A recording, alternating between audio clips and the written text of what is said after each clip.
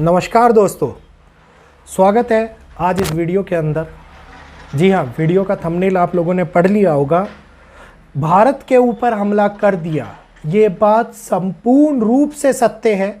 USA का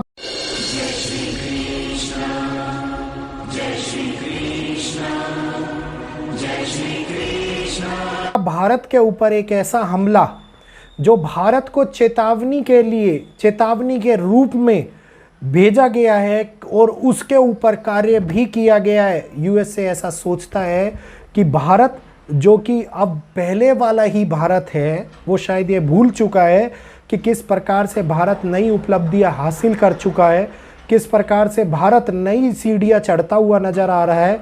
तो इस प्रकार का बयानबाजी, इस प्रकार की विवादित बयान का बोलना या फिर किसी भी प्रकार के सेंशंस को लेके भारत के ऊपर लगाना आगे आने वाले समय के अंदर बहुत बड़ी विपदा का कारण भी बन सकते हैं, कई प्रकार की कठिनाइयों का कारण भी बन सकते हैं।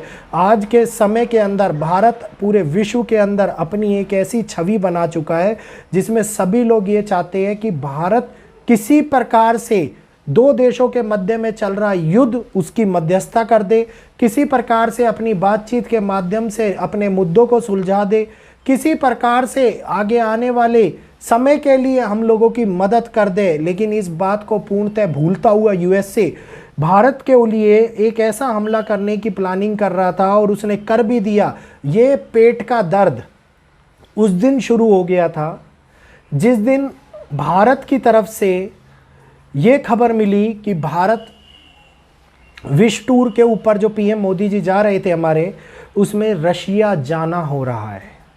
रशिया जाने के लिए तैयारी हो रही है, रशिया में पुतिन साहब से मिलने के लिए पीएम मोदी जी जा रहे हैं। तो उसी दिन से पेट में दर्द होना भयंकर शुरू हो गया था और उन्होंने इस दर्द को एरिक, जो उनके रिप्रेजेंटेटिव है भारत के अंदर, उनके माध्यम से एक बयान दिलवाया और उन्होंने ये बोला कि भारत की कुछ कंपनियां अगर रशिया की सपोर्ट करती हैं तो उनके ऊपर सैंक्शंस लगाए जा सकते हैं, उनके ऊपर सैंक्शन लगाए जा सकते हैं। तो ये ठीक नहीं होगा। कृपया करके सोच समझकर, कृपया करके आगे के आने वाले भविष्य के बारे में सोचकर भारत कदम उठाए। तो ये गुस्सा केवल और केवल इसी कारण उत्पन्न हुआ था कि भारत रूस यूक्रेन के मध्यस्थता ना करते हुए, निष्पक्ष रहते हुए, अपना बिल्कुल ये कहिए कि कोई बयान ना देते हुए अब रशिया जा रहा है। इस समय के अंदर रशिया का सपोर्ट कर रहा है और केवल जा नहीं रहा, वहाँ पे उनके साथ में उस जगह पर रह रहा है जहाँ पे बहुत ही खास लोगों को रखा जाता है और उनके साथ खाना खा रहा है, उनके साथ घूम रहा है। तो ये इस समय के अंदर बिल्कुल भी यूएसए को हजम नहीं हुआ।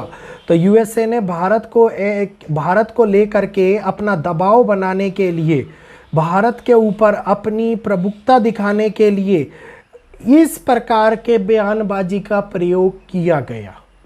और ये आग बबूला होता हुआ यूएसए ये करने पर मजबूर हो गया कि उसने भारत के दो लोग, सूर्य विशेष दत्ता और शारदा सुब्रमण्यम जी की 3 कंपनियों के ऊपर सैंक्शंस लगा डाले। उन्होंने कहा कि ये कंपनियां डायरेक्टली नहीं तो इनडायरेक्टली रूप के अंदर रशिया को सपोर्ट कर रही हैं, रशिया के साथ में मदद कर रही हैं। और ये बात वो भूलता जा रहा है कि यूएसए भी भारत से बहुत सारी चीज़ों को लेता है, यूएसए भी भारत के साथ में बहुत कुछ डील करता है। लेकिन जैसी बातें बोली जाती हैं वो सत्य है कि यूएसए दुश्मनों के ऊपर भी नज़र रखता है और उससे ज़्यादा नज़र वो अपने दोस्तों के ऊपर भी रखता है।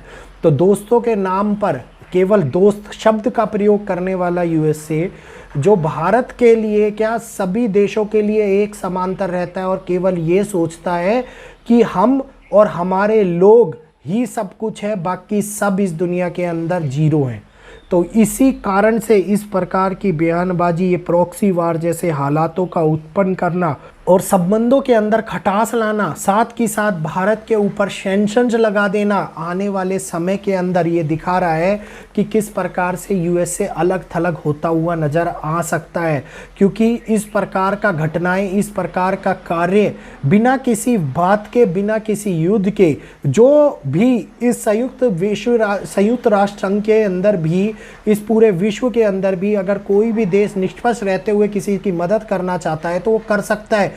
क्यों यूएसए डायरेक्टली नाटो कंट्रीज के साथ में मिलकर यूक्रेन का सपोर्ट कर रहा है? अगर कोई रशिया का सपोर्ट कर रहा है तो क्यों उस पर सैंक्शंस लगाए जा रहे हैं? क्योंकि वो अपनी सुपर पावर के ऊपर आती हुई आंच को देखना नहीं चाहता।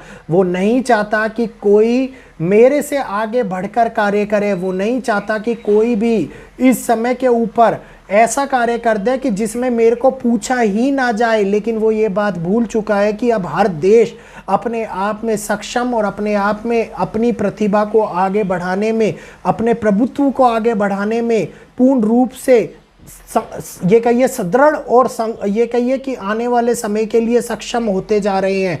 तो जिस प्रकार से रशिया पे सैंक्शन लगाए लेकिन उसके ऊपर इतना असर नहीं पड़ा, भारत पे सैंक्शन लगा के वो ये सोचता है कि भारत के ऊपर बिलियंस ऑफ डॉलर का नुकसान करेगा तो भारत को वो दबा देगा। तो इस गलत फहमी में जीता हुआ ये यूएसए आने वाले, अपने ऊपर आने वाले संकटों से शायद बिल्कुल भी आंख बंद करके एक कबूतर की तरह बैठा हुआ है।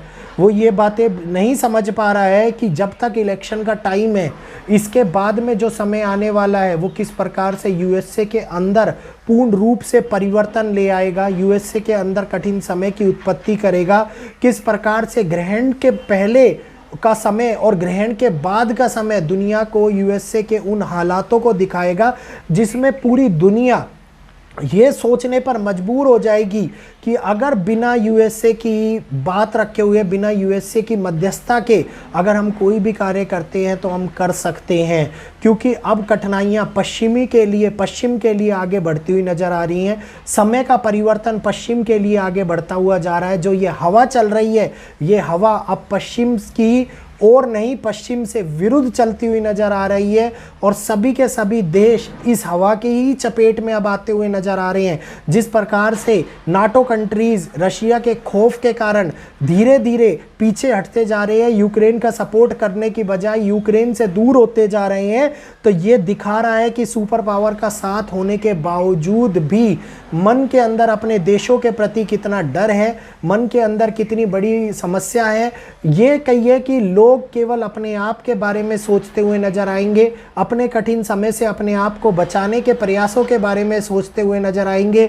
और बद से बदतर हालातों के अंदर फंसता हुआ पश्चिम आगे आने वाले समय के अंदर एक बहुत बड़ा परिवर्तन को देखेगा, जो उसके लिए भी उतनी ही कठिनाइयां उत्पन्न करेगा जितना कि वो दूसरों के लिए उत्पन्न करना चाह रहा है। जैसे कहावत है कि दूसरों के लिए खोदे गए गड्ढे के अंदर आदमी स्वयं गिर जाता है, तो उसी प्रकार से ये भी अब आने वाले समय के अंदर खुद अपने ही खोदे गड्ढों के अंदर गिरता हुआ नजर आएगा। और सुपर पावर की श्रेणी के अंदर अलग से 3 नाम आप लोगों को देखने को मिलेंगे। और सुपर पावर का ये जो तंगा उसके छाती पे लगा हुआ है वो बदलता हुआ नजर आएगा। बहुत सारे चेंजेस अब आने वाले समय के अंदर होते हुए नजर आने वाले हैं। तो अभी भी वो समय है जिसमें हम लोगों को सोचना और समझने की शक्ति हमारे पास में है। अगर हम समझ जाते हैं, सोच लेते हैं, तो आगे आने परिस्थितिक बदलाव से पहले से अवगत रहते हैं तो अपने ऊपर आने वाली हानि से बच सकते हैं। तो उम्मीद है आज का वीडियो आप लोगों को अच्छा लगा होगा, वीडियो समझ में भी आया होगा। वीडियो अच्छा लगा हो तो वीडियो को लाइक कीजिए, चैनल को सब्सक्राइब करना मत भूलिएगा, क्योंकि ऐसी ही रोचक जानकारी साथ के साथ शाम को एस्ट्रोलॉजी से रिलेटेड लाइव सेशंस आपके सामने रोज आते हैं और रोज आगे भी आते रहेंगे। तो उनका नोटिफिकेशन आपको मिलता रहे तो प्लीज़ चैनल को सब्सक्राइब कर बेल आइकन को ऑल पे कर लीजिए। तो आज के लिए इतना ही। जय श्री कृष्णा, जय माता दी।